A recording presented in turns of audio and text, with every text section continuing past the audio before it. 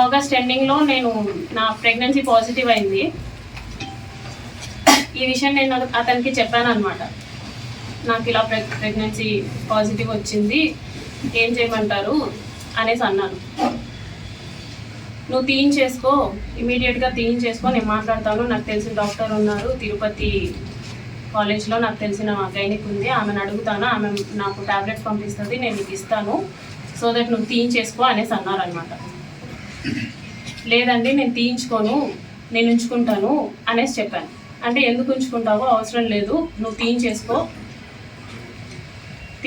అని చెప్పేసి అన్నారు. ఫస్ట్లో స్టార్టింగ్లో కామ్గానే అన్నారు, లేదండి నేనైతే తీయించుకోను, చేశారు కదా నేనైతే తీయించుకోను అనేసి భయపెట్టే ప్రయత్నం చేద్దాం అనుకున్నా. సో దట్ అప్పటికైనా సరే వదిలేస్తాడని చెప్పేసి నేను భయపెట్టే ప్రయత్నమైనా చేద్దాం అనుకుని ఈ ప్రెగ్నెన్సీ నేనైతే తీయించుకోను అనేసి అన్నాను అనమాట.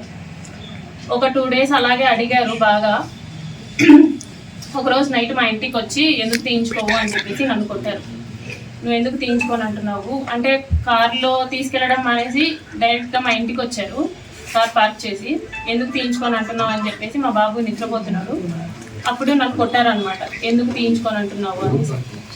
లేదండి నేను తీయించుకోను, మీరే కట్ చేశారు, సో నేను తీయించుకోను, సమాధానం చెప్పండి అంటే, సరే మీ హస్బెండ్కి డివోర్స్ ఇచ్చేసి నేను నిన్ను పెళ్లి చేసుకుంటాను, ప్రస్తుతానికైతే తీయించుకో అని చెప్పేసి నార్మల్గా అష్యూరెన్స్ ఇచ్చినట్టు చెప్పారు.